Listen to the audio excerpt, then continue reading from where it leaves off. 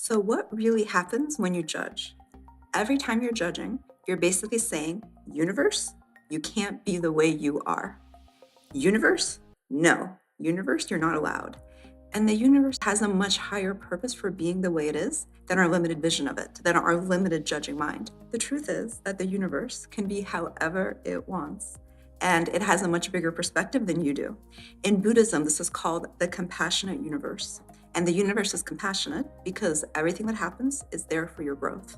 I have a master's in Buddhist theology from Harvard Divinity School, and I want to introduce you to a core idea in Mahayana Buddhist tradition. And this is the thing that I found most interesting during my studies of these ancient texts.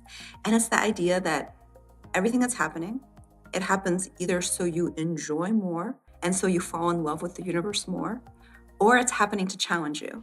It's happening so you can meet your inner strength more fully.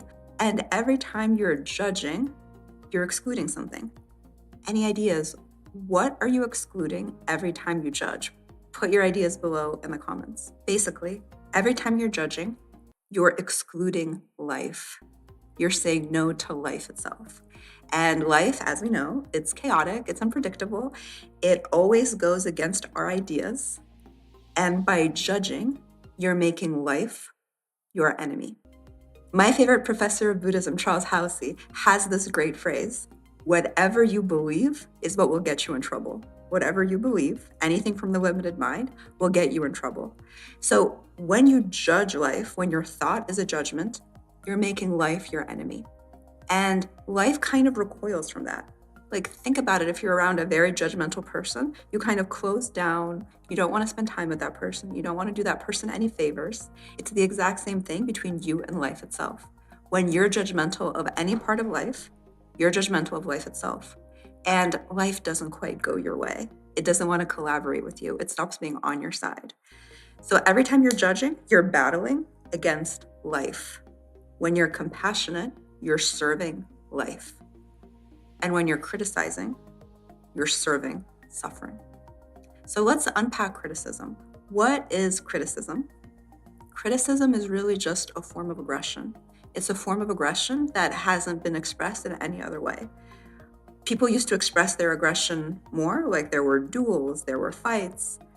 Now we don't express that aggression, and it comes out as criticisms. And criticism is also when you're not spacious enough for a certain situation, when you're not spacious enough for reality in front of you.